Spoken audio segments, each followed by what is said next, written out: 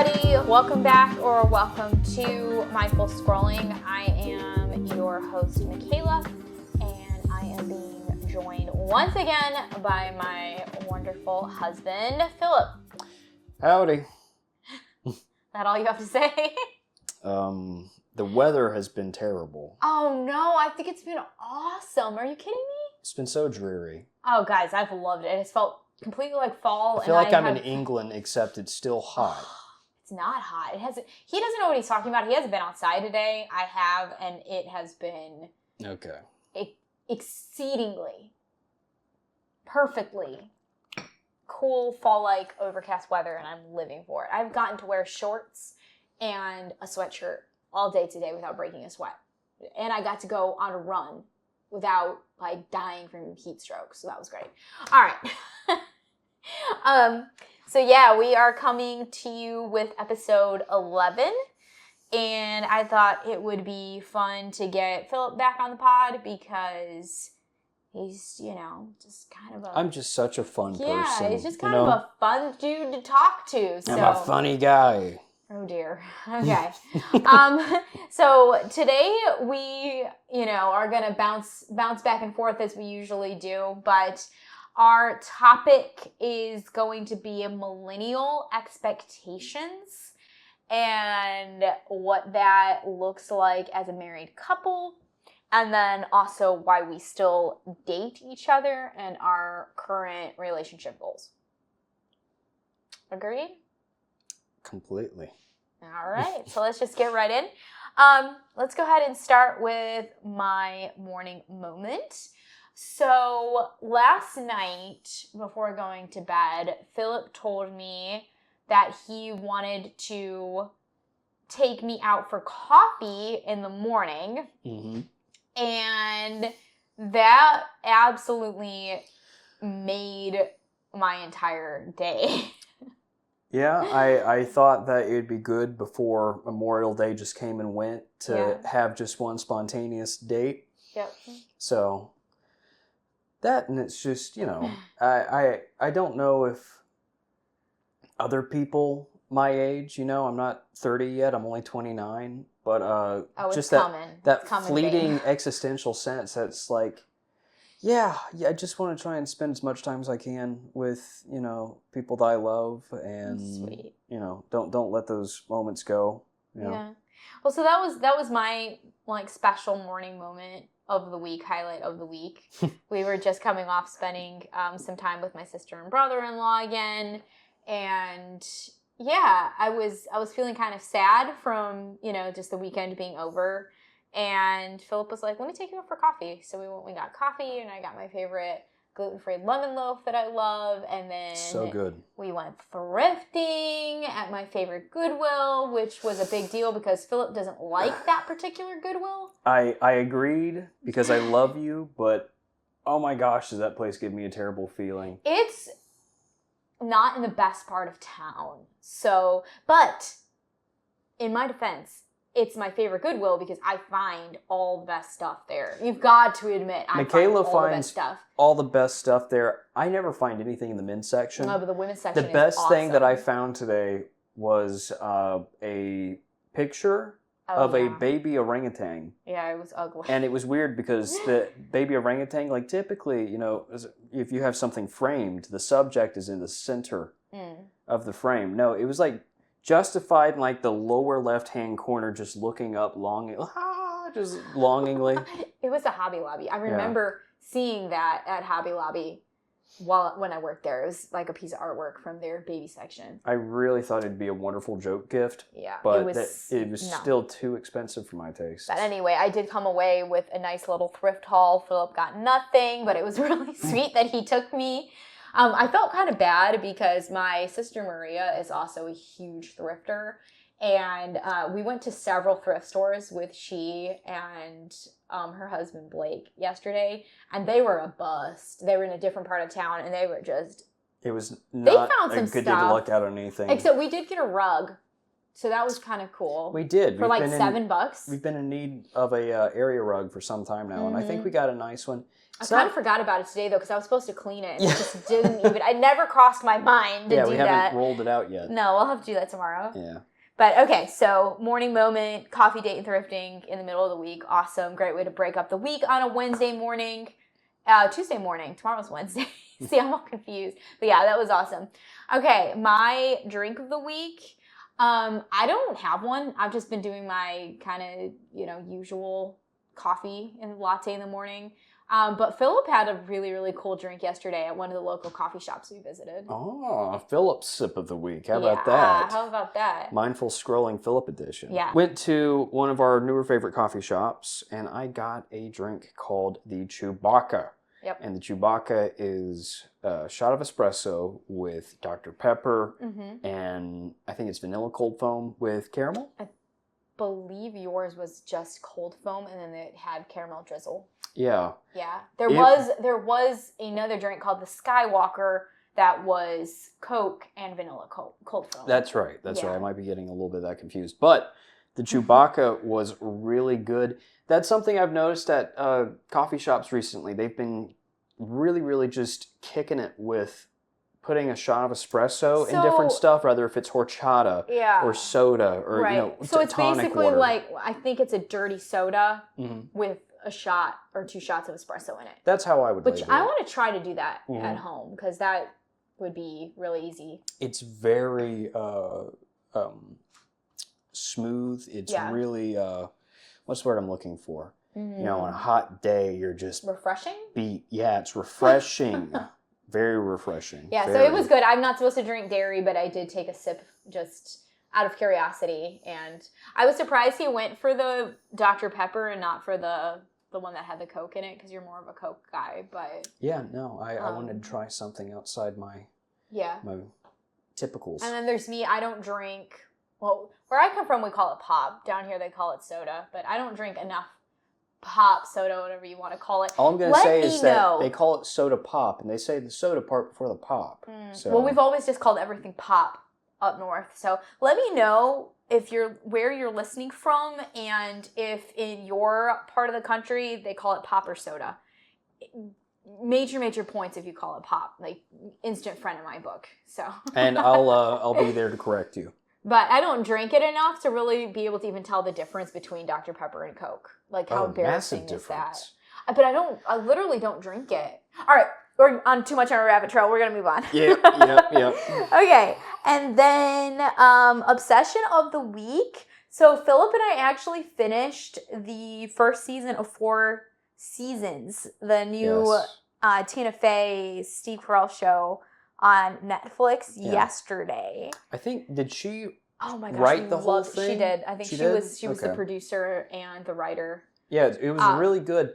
It was recommended to us from our wonderful brother and sister, brother-in-law and sister. We mentioned them, I think, in literally every single episode. Your cat right now is Philip's wearing a beanie and it's sticking up in the back in a way that's I feel like I need to take a picture. Well, no, I really wanted it to be a distraction for you. Yes, that's a good distraction.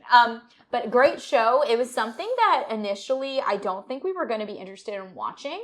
It advertises itself as a comedy, and it definitely was a dramedy. It was a dramedy. I would not consider it a straight-up comedy. There was a lot of, like, real-life stuff in there. I don't want to give anything away, but it's a quick, easy watch. Each episode is just 30 minutes, and I believe it's 6 episodes. Does that sound right? Or is it 8 episodes? I think it's 8. It's 8 Yeah, because episodes? they do 2 episodes per season. Oh, no. Yeah, per season. When we say season, it's... So these cast of characters will go on seasonal vacations together. Trips together. They've been friends for like 30 plus years. And the show dedicates 2 episodes per trip. That's right. So you get 8 episodes. 8 episodes. But it was so, like, surprisingly good and very cozy and, like, a good comfort show that I honestly would go back and rewatch. Like, I fell in love. We weren't sure, like, the first couple episodes what we thought, but once you start getting into the characters and seeing their dynamic and stuff, that happens every episode where my phone decides to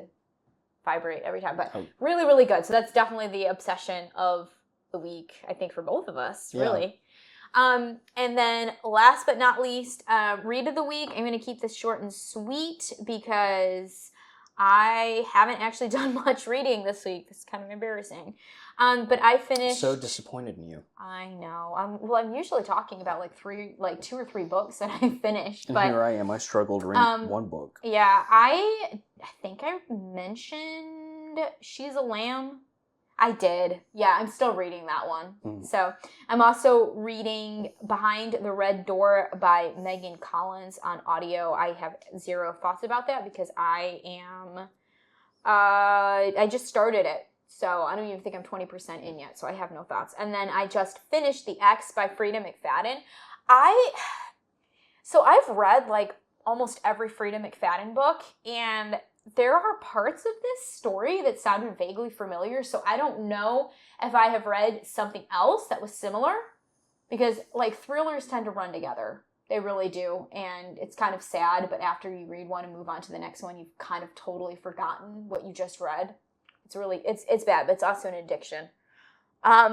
So I don't know. I feel like I maybe have read this one years ago and forgot about it, because it was published in 2019, and I just read it for the first time. But anyway, I liked it. I mean, I like Frida. I know she's kind of controversial, but I like her, and I gave it a 4-star. So that's kind of where I am with reading this week.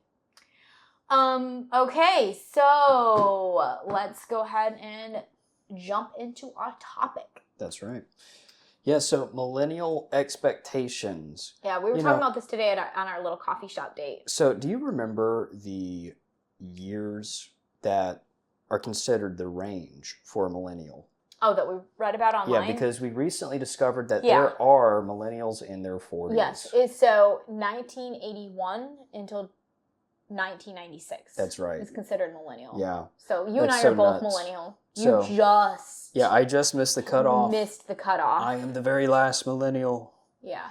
But yeah, no, millennial expectations. So the things that I would say are the remnants of boomers passed down to Gen Xers onto their children.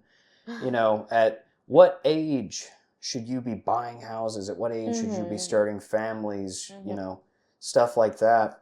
And just the social normity of that versus what reality is really gonna, make possible for you. Because in all honesty, not everyone has that same shot. But that doesn't mean you gotta be stuck in it. Yeah, and that's what we were talking about this morning, because and I have mixed feelings. There's like this trend right now in social media where I can't remember exactly the way they put it, but it's like the things that you are basically like denying in your life, and they'll list off, and I actually kind of want to do one of these because I think it's fun, but like list off like what you're not doing, like what you're not falling for. Yeah. And I saw one that said like the expectation of being a homeowner. And I thought that was like, yeah, girl. I was like, I liked that a lot. Yeah. Because, especially when you're at this point, I can't even say an older millennial because all millennials are old at this point. Yeah, we're old now. But when you're, actually, really you are on the younger spectrum of millennials. I'm kind of in the middle because I'm 34, and then like the oldest millennials are 44 years old, which blows my mind. It's crazy. But there's this expectation, I think, just in our age demographic, like our age bracket in general, that you have to have certain things done, which is kind of crazy to me because even like the age for like marriage and children has moved up over the years. Like a lot of people are getting married in their 30s. A lot of people are having babies in their mid 30s, late 30s, even early 40s now. Yeah. And yet there's still this idea that you're supposed to have all these things done by a certain time.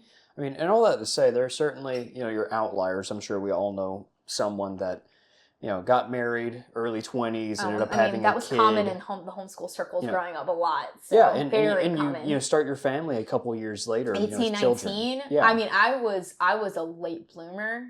Like, really? Because, Yeah. so for those of you who may not know, I was homeschooled all the way through high school. I'm actually a preschool dropout, my mom would always say, because I went to public preschool, and then my parents pulled me out and homeschooled me. And I actually still have, like, vague memories of being, like, how old are you in preschool? Like 3? I don't remember. 3, 4 years old, Yeah, like something preschool. like that. And then Philip was public schooled all the way. All the way. So do you feel like, for you, having grown up in a public school, more secular environment, that there were still like these social norms, like things that you needed to hit by a certain age? Because there was a lot of expectation for that being homeschooled. That is at least back when I was being homeschooled. I'm not sure about now. Yeah, that's a great question. Mm-hmm. Yeah, no, with public school, particularly where I was, which was like a lower income, disadvantaged, kind of area. The idea of expectations, I mean, the number one expectation was that you would just graduate. Manage to graduate. They wanted to get you out the door. Your grades could be, as poor as possible, and you were still going to graduate. So, and I mean, this is across the board, whether if you were a great student or if you weren't, a great student or even a dropout. Mm-hmm. I don't think there are too many people that I went to school with that had the ideal go to college, get that job, get the, wifey or get the house, and then vice versa, house or wifey. So you don't feel like there was a pressure for those things because of the income bracket? I don't think it's just an income bracket. I think the income is just one variable in a host of others that all descend from, I think, just the culture at the time. And I'm not wanting to point. I don't want to point my finger at parents or anything, because I love my parents. I I appreciate them so much for raising me. Right. But I think that they and many other parents. That were the parents of children my age and probably also younger, suffered from a great generational depression where they lived through a lot of economic turmoil. Yeah. I mean, they experienced 2008. They saw the housing market crash, and they were trying to pick stuff up. My parents trying to like make jobs, work and stuff like that. I mean, everyone had something, and I think as kids you see that. And you don't see your parents actually fitting that norm. My parents, I don't think they actually fit that norm. I don't think a lot of people's parents fit that norm. Mine definitely did. I think the ones that did, great job, but I don't think that was typical. But I think everyone wanted to be that. Gotcha. And being the millennial generation, I just don't think that that's something that we either wanted or could attain, because that was generationally a part of the prior generation. I'd say it was totally different for me growing up. And I think because, I mean, like, our childhood and, like, school education couldn't be, like, more wildly different. Because, and at the time that, especially me, not as much my younger siblings, but, like, me and then my sister Anna, we were coming up in, like, the, like, new surge of, like, conservative homeschooling. Yeah. So, like 80s, 90s, even like some of the early 2000s, there was this big influx of like people being homeschooled, and then kind of this like very radical way of raising children to have these expectations and to meet all of these like certain criteria by a certain age. Yeah. I think it's a little bit funny because like literally almost nobody I know actually met any of those statistics at the time. I mean, I definitely know some that did, but there's like a much bigger percentage that didn't. I see that even in my field. Yes. Yeah, but like including like me and my sisters, However, I will say to my like family's defense, my parents they never like followed any specific like curriculum or even influential like teacher or speaker within the like homeschool like network at the time, so they did things a little bit different than a lot of other people. But for us, there was kind of this idea that you get married young, and then you kind of start a family at a very young age. And It's interesting because I feel like a lot of the people that I watched do that ended up being kind of unhappy later in life, if I can say that. Like the ones that got married at like 17 or 18 or 19, you know, because I think there's something really integral and important about having a time in your life that you can like go out and experience life before marriage. I mean, do you agree with that? I do completely. Yeah. I think that there are treasured moments where I, moved out, went to a place I'd never been before, and there were scary moments, but also moments that just informed me for the rest of my life. And I think that is something that's unique to millennials. Yeah. Is, I think we have prioritized that, like, spread your wings. Maybe too much sometimes. I would say so. I would say it's definitely one of our faults. Yeah, but I personally really benefited from it. Yeah. Even though I was a little older when I kind of decided, hey, look, I'm gonna go find it, like the path that I want for my life. Mm-hmm. I'm really grateful that I had that time. And so for me, it worked out that I kind of deviated away from maybe what was not expected, but kind of the normalcy, at least in like the culture that I grew up in at the time, And I think that is kind of a hallmark of our generation in some ways, Would you say, like, going back to like your like school experience and upbringing and things like that, would you say that some of those pressures or lack of pressures are still happening today in like Gen Z or even like Gen Alpha? Absolutely. Really? I think the younger generations. Interesting. I see. Why? I would say that originally, from my point of view, it was downstream. It was that we were looking to elders, and elders set those expectations, but never gave us the ladder. Okay. Really, to climb it. So you have this really pretty picture, and you want it. Yeah. But attaining it is incredibly difficult. Now with the younger generations, Z, Alpha, gotcha. I've detected an outright rejection. Yeah. So it is different then, of the previous norms. But all that to say, they do find, from just what I've read, they do find a lot of value in traditional nuclear family values, but I think that they're going to find their way to get there that works best for them, and maybe it will make them generationally more happy than our generation. Okay. Yeah. I have to think about that one. Also, too, another element of it is that they grew up in this technocracy that we have. They grew up. Philip with his big words. No, they grew up with smartphones already existing. Right. As crazy as that feels, there's a time that you and I remember, like. Oh my gosh! Yeah. I mean, I played outside all day long. Like, I remember whenever they made CDs square, they did that for a bit. That was forever ago. Well, and you've got to remember, I have 5 years on you. So yeah. I remember even more. I know. And I remember, like, going to bed, like, being, like, 8, 9 years old and during the summer. And, like, it would get dark at 9 o'clock.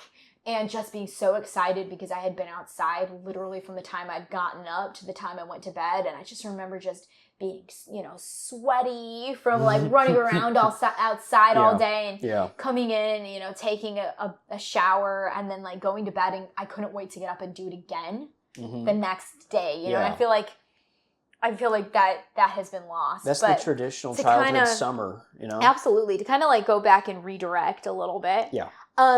So to go back to like expectations.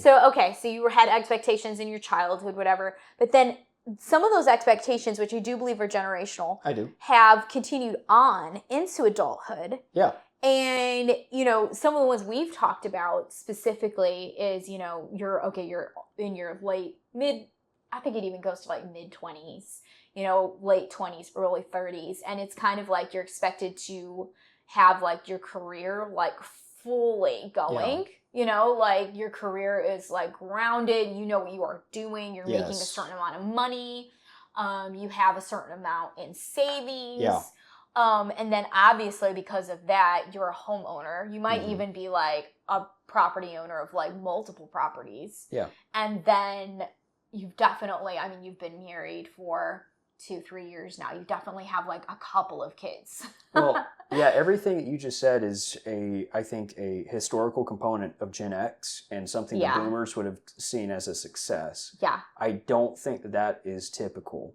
So for our generation. Yeah, and I think that it's a good thing. Well, okay.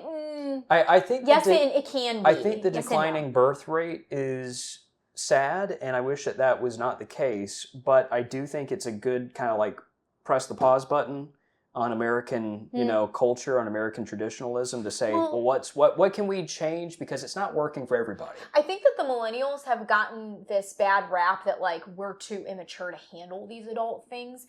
I don't think I think there might still be a point there sometimes. For some people, though. Yeah. Because like for me, for example, I feel like I started everything a little bit later. And honestly, I don't believe I was ready for some of those really, really big things to happen at a younger age. And I don't think that was because of a lack of maturity.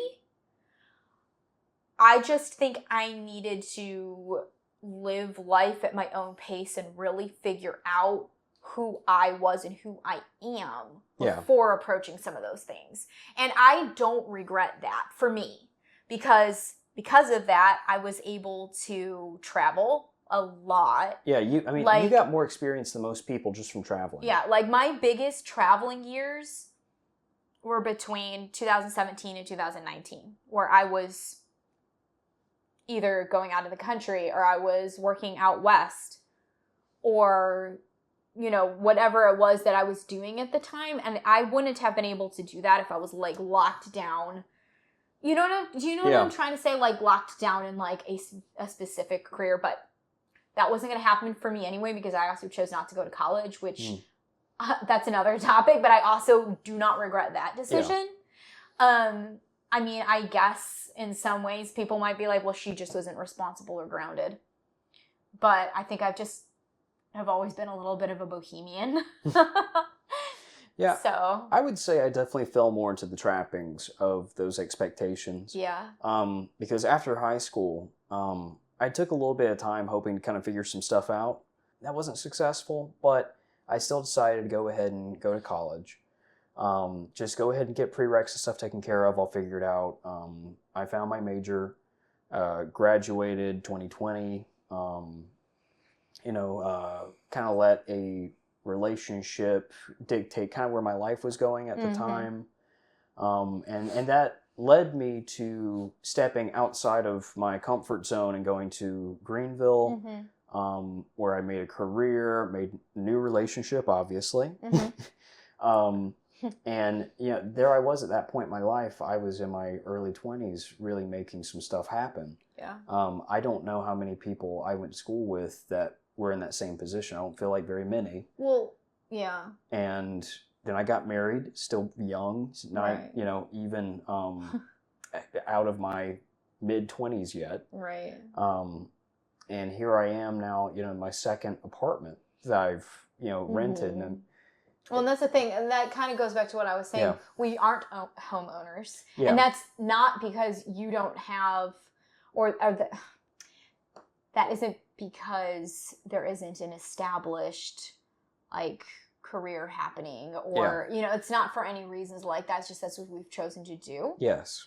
And it's worked out, I mean, if I were to get into the weeds of it, it's that, the housing market right now is just not favorable for people that are just starting out in real estate. Yeah. If you're someone that's already had maybe a property or two under your belt, Right. Sure, you could, maybe finagle something in this market and come out on top. Well, and for us, not choosing to rent right now instead of own a home is allowing us to meet other financial goals because we're able to put money aside and save our money. Yeah. Yeah. When the market finally comes down, you and I will actually be able to jump in ready to seize some kind of investment.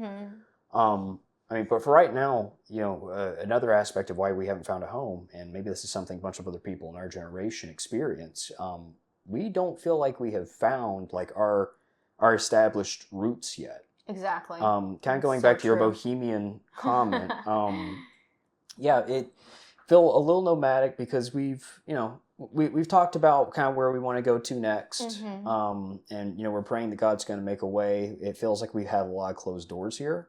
Yeah, in this particular area, for sure. And I'm trying to prepare myself as much as possible for that, because it's going to take a lot of stuff, particularly from me, to make that happen.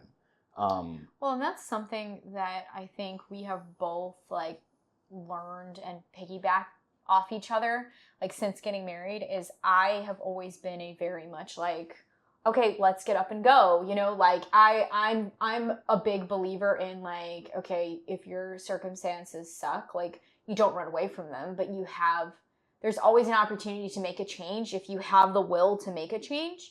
And I think there's like, pros and cons to that mindset. Yeah. Where like Philip had for a long time, and still does in some ways, which is good because it grounds me, like more of this is the responsible thing to like settle down in one place and have, one set of goals. And I think we've been able to teach each other through those different perspectives. Do you have anything to add to that? Or do you agree? I mean, for a long time, I kind of operated on a more conservative mindset of you don't actually become successful at something without the time dedication.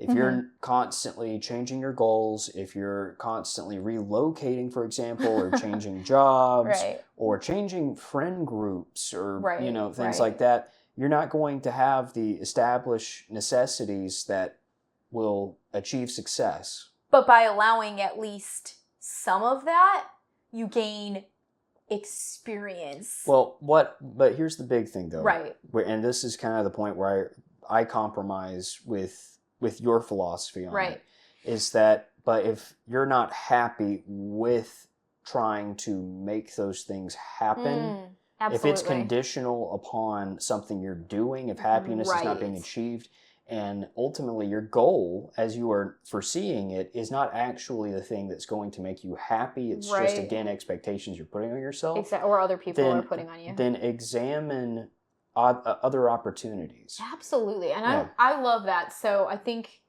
we've both learned, because I have had to really like sit back and be like, okay, this is where we are right now. And life is slow and not much is happening. And that's been a very good life lesson, and even like spiritual lesson for me. And while I'm like learning to like slow down and kind of be like chill for a little bit, you've gotten a little bit more of the itch of like, okay, we prayed, we sought God, we did what we could to make things work, and maybe it's time for a change. Yeah. I've definitely fallen more into the camp in these more recent years of my life with trusting God with big things like that. I mean, I used to be crippled with the fear of change. Yeah. And even whenever I'd pray for it with that hesitation of, but it's okay if you don't do it, God. And I've really pulled myself out of it, because ultimately it doesn't matter what I think. Has that changed the way you pray at all? It has. Explain a little bit. Well, I used to pray, you always pray personally. It's your relationship. But I used to pray so personally in a way that I wasn't actually making room for what God may have wanted. And I think whenever you pray, you need to acknowledge that maybe God wants you to do the opposite of what you want. Well, we can also take authority. That's not sitting here and being like, God, you will do this for me. That's not what that means. But if God is speaking something into your life and opening doors and showing you a path, we can take authority in our prayers by being like, God told me this, so I believe this is going to happen. And obviously, always having the mindset that it doesn't need to happen the way we think it will, because we're finite and he's God, he's infinite. But I'm as hard as it is to admit. I mean, a lot of the stuff that I believe me and Michaela want to strive for. There's no guarantees for any of it. That's anything in life. That's so hard to admit, especially whenever you fill your home, your mind, just fill it with these thoughts and maybe at times fantasies of a greater world outside that you can be a part of.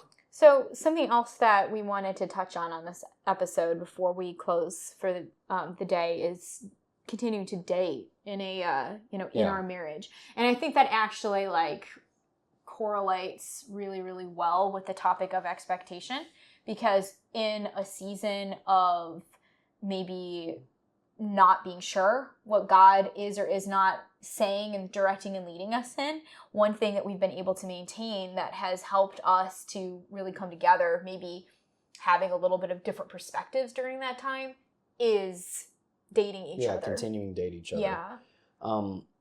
Yeah, our dating life was excellent before we got married. And then, first couple we were living in an area that was so rich with we had activity. access. We had access to things that we wanted to do. We haven't had that in about 3 years. But we have utilized places outside of where we live immediately. And I would say don't get trapped in the idea that you can't drive 15 to 20 minutes away from your home to do things. Yes. Yeah, it's, even if you live out in the middle of nowhere, or, there are ways to find things to do. And as a couple, it's never been difficult for us to date each other, but sometimes we have to be a little bit intentional about it, just because in our town currently there isn't anything readily available. And also, as a married couple, it's easy to fall into routines, and you don't ever want to fall into the like roommate relationship with your spouse. That is a recipe for for the love of your best friend, please have like a Taco Tuesday, just something simple. Or like the spontaneous coffee date. Yeah, just say little things like that. Hey, I love you. Let me take you out to a coffee date. And it doesn't have to be anything big. It doesn't have to be a grand gesture. It doesn't have to be a let's get up and or let's get dressed up and spend $200 on dinner. I mean, those things are nice once in a while. Those things are nice, yeah. But like the way that we date each other like weekly is by, we don't even necessarily call them dates all the time. Sometimes we do. Sometimes we realize afterward, like, oh, that was a fun date. Yeah. But it could be like, oh, let's find this. Let's take a walk on this like new trailhead that we just found. Yeah. And then before you know it, like 2-3 hours have passed, and we're walking and maybe seeing a new part of town we hadn't seen before, or whatever it is, or I love, this is so corny of me, but like I love those like free little library boxes, and we will just, sometimes be driving somewhere and Philip will literally pull off on the side of the road because he knows I need to look at every single like free library box, and just turning like those little moments throughout the day into something more, between you and your partner. And I think that's another thing too, is we just spend a lot of time together. So getting out of the house and doing something special and something out of routine, I think has been really, really, really good and helpful in our relationship. Absolutely. I mean, we go to Chick-fil-A. Like, that's one of our favorite things to do is like drive to Chick-fil-A together. I don't know. It's just fun. We just love it. Like late at night, like Chick-fil-A run. Yes. Can't be beat. Well, no, I want to stress this for any male listeners that may struggle with that. Not everything has, like Michaela said, it doesn't have to be a grand gesture. Really, I think the greatest definition of a date are the two of you able to connect and be as vulnerable and as silly as possible. The weight of the day just shed off of you, and all that exists are the two of you doing something. That's why something is, whatever, as getting Chick-fil-A, or going to Sprouts, or stopping at free little or free stopping library. At little just little stuff like that is that's why those things work so well for me and Michaela, because they're a part of our identity in a way. And it allows us to not have to worry about anything else. And that's really what a date's supposed to be. It just needs to be kind of a refocusing. Well, and I think it has been really, really helpful while we have been kind of in that transitional, like, okay, what is the next step in life type of phase. Yeah. Another one that, like, kind of going back to expectations real quick before we close this out is, I feel like everybody I know is either pregnant or just had a baby. Yeah. And I just want to briefly touch on that because I think it is such a wonderful and, beautiful thing. Yeah, congratulations. But there is an expectation that, like, okay, so you've been married for almost 3 years, and not that anybody is putting this pressure on us. I want to make that really clear. Nobody's doing that. No one has talked to us but about that. I think there is this, like, ideology of, like, okay, when are you going to become parents? And I just think, that is really up to the couple at the end of the day. Yep. And nobody should pressure you into starting a family. And it's okay if you want to wait. And it's okay to be like my age and still be waiting because I'm still young and there's time. Yeah. So I just felt like I needed to touch on that because I think that's one of those that people feel like they need to start a family at a certain time, especially after being married. Yeah. Anything to put, or is that kind of... I think that kind of sums it up. That kind of sums it up. Okay. So I think that is it for today. Is there anything that we forgot to mention or cover? I think we should leave off with maybe 1 or 2 goals that we have. Okay. Let's imbue the audience with a sense of future. Okay, so a personal goal that I have, because I have been unemployed or fun-employed now for a little while. Fun-employed, fun-employed, yeah. I like that. A personal goal of mine is to, I have attempted to just start a business in the last few months. It has been semi-successful. But a future goal coming up, hopefully in the fall, is actually for real getting a small business like off the ground, getting all the licensing. I'm not going to say what that is right now, but all of the licensing, all of the things that I need to actually make, advertising, whatever, to make that successful. Yeah. That's a big one for me because and this might actually be a good future topic. I really don't want to go back to a corporate workplace or workspace that it's just not it for me. No, that is not it for you. No. Well, how about you? Do you have a personal goal? I think mine's kind of a little bit more dedicated towards time management and finding a community or space that I can share hobbies with. Absolutely. I love producing the podcast. I also, love... Yeah, he's good at it. I love videography. He does all the editing. And I'm... I love working with other creatives. Yeah. Whenever I can just get a group of people together that all feel passionate about something, I feel like I can, help offer some, MVP status to trying to make something happen. So I'm really hoping I can find a space that helps me with that. Not to say that Michaela hasn't been supportive in those things. Right. She absolutely has. But trying to find the time dedication for it too. I mean, it's not going to be possible without finding a means of being able to put the time in, because I would eventually like to transition from, my current career to maybe doing more production stuff. Right. Definitely. Alrighty. Well, I think that is about it for today. As always, if you enjoyed this episode, please go ahead and follow and like it, and please share it with your friends and family. Shout out to the YouTube gang. Yeah, we are doing so good on YouTube, guys. Like, YouTube is where it's happening right now for mindful scrolling. So, yes. All that to say, Spotify, come on. Yeah, come on. We need to get up on Spotify. You can do it. Listens. And if you are listening on YouTube and have not yet subscribed, please go ahead and hit that subscribe button. That's and right. Show us some love, and that way you'll never miss a future episode. So we will see you next week. We love you guys. Later. We'll talk to you later. Bye.